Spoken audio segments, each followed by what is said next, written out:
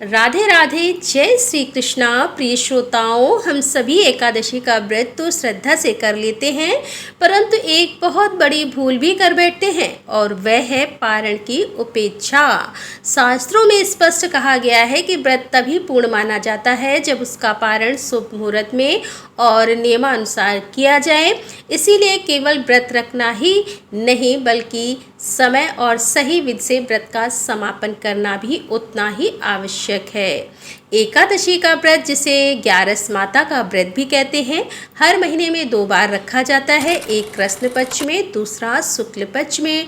और भादो महीने के कृष्ण पक्ष की अजा एकादशी के बाद अगले दिन द्वादशी तिथि को बछ बारस का त्योहार मनाया जाता है, जिस दिन गौ माता और बछड़े की पूजा का विधान है।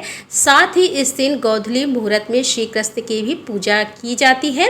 इस दिन संतानहीन महिलाएं संतान प्राप्ति की कामना से इस व्रत को करती हैं और माताएं अपनी संतान की दीर्घायु और सुख समृद्धि के लिए इस व्रत का पालन करती हैं।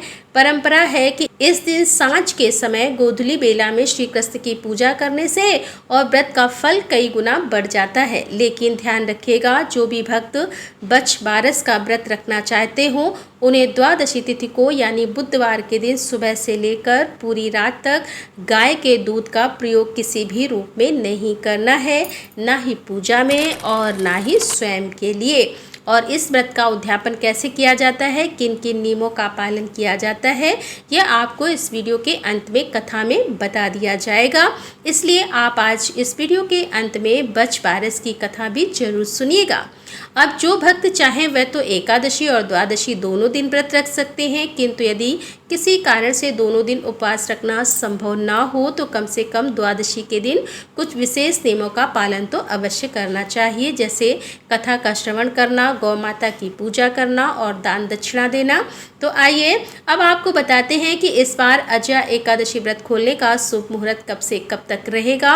और क्योंकि इस दिन त्रयोदशी का प्रदोष व्रत भी रखा जाता है, तो 2 व्रत यदि आप रख रहे हैं, बछ बारस का व्रत भी पारण वाले दिन ही रखा जाएगा। तो व्रत किस प्रकार से खोलना चाहिए, और अगर केवल आपने एकादशी व्रत का ही पालन किया है तो द्वादशी को कोई दूसरा व्रत नहीं है, तो व्रत कैसे खोलना चाहिए आप यह भी जानेंगे। हर बार की तरह इस बार की एकादशी का भगवान विष्णु का सबसे प्रिय भोग क्या रहेगा, जैसा कि आप सब जानते हैं कि इस बार 19 अगस्त मंगलवार के दिन अजय एकादशी का व्रत रखा गया है और एकादशी तिथि 18 अगस्त सोमवार को शाम 5:23 से अगले दिन 19 अगस्त मंगलवार को दोपहर 3:32 तक है। द्वादशी तिथि 19 अगस्त मंगलवार को दोपहर 3:33 से शुरू होगी, जिसका समापन अगले दिन 20 अगस्त बुधवार को दोपहर 1:58 पर होगा।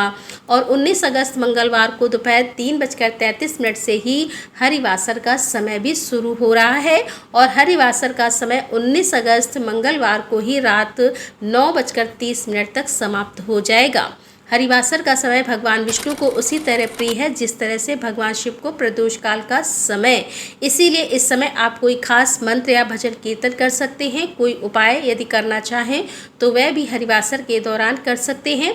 20 अगस्त बुधवार के दिन ब्रह्म मुहूर्त सुबह 4:33 से लेकर 5:51 तक रहेगा और सूर्योदय सुबह 6:09 पर और सूर्यास्त का समय शाम 6:51 पर होगा। प्रातःकाल पूजा आप कर सकते हैं सुबह 4:47 से लेकर 5:53 के बीच में। और इस बार सिद्ध योग भी बन रहा है, जो कि पूरा दिन रहने के बाद शाम 6:13 पर समाप्त होगा। और गोधूली मुहूर्त शाम 6:56 से 7:17 तक रहेगा। तो गोधूली मुहूर्त में आप दीपदान कर सकते हैं, कान्हा जी सहित गौ माता और बछड़े की पूजा कर सकते हैं, क्योंकि इस दिन बछ बारस भी है। राहु काल का समय दोपहर 12 बजे से लेकर 1:30 तक रहेगा। अब जिन भक्तों ने उपवास रखा है तो उन्हें अजय एकादशी का व्रत का पारण करना होगा, यानी व्रत खोलना होगा।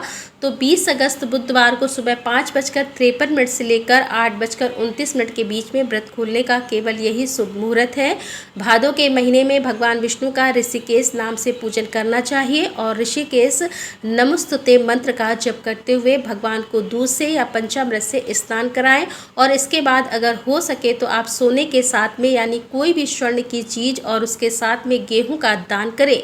गेहूं का दान करते समय इस प्रकार से कहें, ऋषिकेश नमस्तुभ्यं शर्वके हेतवे मह्याम सर्व सुखम देह गौ दुमश्य प्रदानतः। अर्थात हे भगवान ऋषिकेश, आप सृष्टि के आदि कारण हैं और आपको मेरा नमस्कार है। गेहूं का यह दान स्वीकार करें और मुझे सभी प्रकार के सुख प्रदान करें। ब्राह्मणों को भोजन कराने के बाद व्रत पूरा करने से भक्त के कोई पाप शेष नहीं रहते, साथ ही उसे महायज्ञ का फल भी प्राप्त हो जाता है। और इस बार की एकादशी का विशेष भोग है खीर का भोग। अगर हो सके तो केसर डालकर भगवान विष्णु और माँ लक्ष्मी जी को खीर का भोग अर्पित करें। भगवान विष्णु को भोग में तुलसी के पत्ते रखकर ही भोग अर्पित करना चाहिए। और व्रती को आज के दिन सबसे पहले चरणामृत या पंचामृत साथ में तुलसी पत्र और जल का सेवन करके व्रत खोलना चाहिए। इसके बाद सबसे पहले आप भगवान को भोग में लगाई गई खीर ग्रहण करें और उसके कुछ देर बाद सात्विक भोजन ग्रहण कर सकते हैं। पूजा के बाद सबसे अंत में क्षमा याचना भी करें। हे विष्णु भगवान, हे ग्यारस माता, यदि व्रत के दौरान मुझसे कोई त्रुटि हुई हो, नियमों में कोई कमी रह गई हो तो मुझे क्षमा करें। मैंने जो कुछ भी किया है वह आपकी भक्ति और श्रद्धा के भाव से किया है। कृपा कर मेरे इस छोटे से प्रयास को स्वीकार करें और अपनी अनंत कृपा प्रसाद मुझे और मेरे परिवार को प्रदान करें। खुद भोजन ग्रहण करने से पहले भोजन का एक हिस्सा या प्रसाद का एक हिस्सा गौ माता के लिए और चींटियों के लिए भी जरूर रखें। अब बात करते हैं जिन्होंने एकादशी व्रत के अलावा आज बुधवार को कोई दूसरा व्रत भी रखना है, जैसे कि प्रदोष व्रत भी है और बच्छ बारस का त्यौहार भी है। व्रत भी इस दिन रखा जाता है। तो सबसे पहले तो आपको एकादशी व्रत का पारण ही करना होगा। सुबह ब्रह्म मुहूर्त में उठकर आप पूजा कर लें। पारण मुहूर्त में केवल व्रत खोला जाता है। पूजा आप ब्रह्म मुहूर्त में कर सकते हैं। जो भी दान की सामग्री है वह आप निकाल कर रख सकते हैं। भगवान को भी भोग सुबह ही लगा सकते हैं। अगर आप बुधवार को कोई दूसरा व्रत रख रहे हैं तो आपको एकादशी व्रत का पारण केवल जल और तुलसी के पत्ते से करना चाहिए। और क्योंकि बच्छ बारस के व्रत में गाय के दूध का प्रयोग नहीं किया जाता तो पंचामृत बनाते समय भी आप द्वादशी तिथि को इस बात का विशेष ध्यान रखें। आपको फिर पंचामृत का सेवन भी नहीं करना है यदि आप बच्छ बारस का व्रत या पूजन कर रहे हैं। ऐसे में आप तुलसी का पत्ता और जितने भी ड्राई फ्रूट्स होते हैं या फलों के जूस से व्रत का पारण कर सकते हैं, व्रत खोल सकते हैं और दूसरा व्रत प्रारंभ कर सकते हैं। क्योंकि इस बार प्रदोष व्रत भी बुधवार के दिन रखा जा रहा है। और अगर आप बुध प्रदोष के साथ साथ बच्छ बारस का व्रत रख रहे हैं तो भगवान शिव की पूजा में भी गाय के दूध का प्रयोग करने से बचें, क्योंकि गाय के दूध का पूरी तरह से त्याग बच्छ बारस के व्रत में किया जाता है। बच्छ बारस का व्रत रखने के लिए सुबह आप व्रत प्रारंभ करें। शाम को गोधूली मुहूर्त में एक बार फिर से स्नान करके भगवान विष्णु का ध्यान करें और भगवान कृष्ण का ध्यान करें। तुलसी दल, पंचामृत, पुष्प और मौसमी फल अर्पित करें और इसके बाद शाम को गोधूली मुहूर्त में आप गौ और बछड़े का पूजन करें। उन्हें तिलक लगाएं, चारा, जल या गुड़ उन्हें खिलाएं। अगर गौ माता ना मिले तो आप गाय का और बछड़े का जो प्रतीक स्वरूप तस्वीर होती है उसमें भी देखकर पूजा कर सकते हैं। और गौशाला में यदि आसपास गौशाला हो तो वहाँ पर आप दान दक्षिणा भी दे सकते हैं। इस दिन आप गौ माता के निमित्त दान दक्षिणा अर्पित करें या ब्राह्मण या जरूरतमंदों को भोजन कराएं और स्वयं भी केवल फलाहार या सात्विक भोजन ही ग्रहण करें। अब सुनिए बच्छ बारस की कथा। प्राचीन समय की बात है। एक साहूकार था जिसके 7 बेटे थे। 7 बेटों का विवाह हो चुका था और उस साहूकार के घर में बहुत सारे पोते थे। एक बार उसके गांव में भीषण अकाल पड़ गया। साहूकार ने गांव में एक तालाब बनवाया लेकिन उसमें पानी नहीं आया।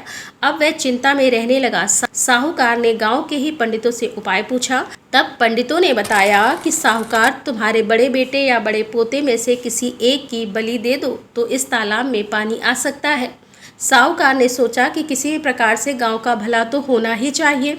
साहूकार ने बहाने से बहू को एक पोते हंसराज के साथ उसके पीहर भेज दिया और एक पोते को अपने पास रख लिया जिसका नाम बछराज था। बछराज की बलि दे दी गई। इतने में गरजते बरसते बादल आए और तालाब पानी से लबालब पूरा भर गया। इधर साहूकार ने तालाब पर बड़े यज्ञ का आयोजन किया लेकिन झिझक के कारण जिस बहू को पीहर भेजा था उसको बुलाया नहीं। बहू के भाई ने कहा कि बहन, तेरे यहाँ इतना बड़ा उत्सव हो रहा है, तुझे तेरे ससुराल वालों ने क्यों नहीं बुलाया? मुझे बुलाया है, मैं जा रहा हूँ। बहू बोली, भैया बहुत से काम होते हैं इसीलिए भूल गए होंगे। अब भला अपने ही घर जाने में कैसी सर, मैं भी साथ चलती हूँ। बहू जब अपने घर पहुंची तो सास ससुर डरने लगे कि अब बहू को क्या जवाब देंगे। फिर भी सास बोली, बहू चलो बच बारिश की पूजा करने तालाब पर चलते हैं। सास बहू ने जाकर पूजा की। साहूकार और साहूकारनी मन ही मन बच बारिश माता से प्रार्थना करने लगे कि हे माता, हमारी लाज रखना, बहू को उसका बेटा हम कहाँ से लाकर देंगे। सास बोली, बहू तालाब के किनारे खंडित करो। बहू बोली, माँ जी मेरे तो हंसराज और बछराज हैं, मैं खंडित क्यों करूं। सास बोली, जैसा मैं कहती हूँ वैसा ही करो। बहू ने सास की बात मानते हुए तालाब और गाय माता की पूजा करके तालाब का किनारा खंडित कर दिया। आओ मेरे हंसराज बछराज लड्डू उठाओ, भगवान की अनोखी कृपा हुई। तालाब की मिट्टी में से लिपटा हुआ बछराज और हंसराज दोनों दौड़े आए। बहू पूछने लगी, सासू जी यह सब क्या है। तब सास ने अपनी बहू को सारी सच्चाई बता दी और कहा, बहू भगवान ने मेरा सत रखा, इसीलिए बच बारिश की पूजा में महिलाएं गाय के गोबर से तालाब बनाकर पूजा करके उसका किनारा खंडित करके उस पर लड्डू रखकर अपने बेटे से उठवाती हैं। हे बच बारिश माता, जैसे आपने साहूकार साहूकारनी की लाज रखी वैसे सबकी रखना। प्रेम से बोले बच बारिश माता की जय।